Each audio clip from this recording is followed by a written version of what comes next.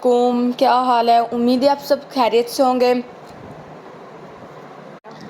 आज मैं आपको सिखाऊंगी मीट मार्गरीटा रेसिपी, जो कि बहुत ही मज़ेदार और सिंपल सी रेसिपी है। आप भी घर पे ज़रूर ट्राई कीजिएगा। इस रेसिपी को मैं सोडे के बगैर बनाऊंगी।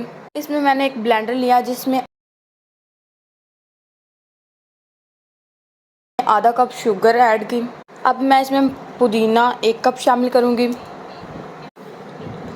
अब मैं इसमें फ्रेश लेमन जूस आधा कप शामिल करूंगी।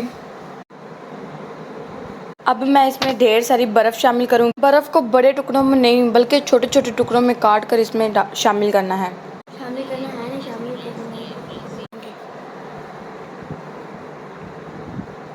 अब मैं इसमें आधा कप पानी शामिल करूँगी। अब मैं इन सब चीज़ों को कवर करूँगी और इसे 5 से 6 मिनट तक ब्लेंड करूँगी। अगर आप चाहें तो इसमें पानी की जगह सोडा भी ऐड कर सकते हैं, क्योंकि सोडा अनहेल्थी है।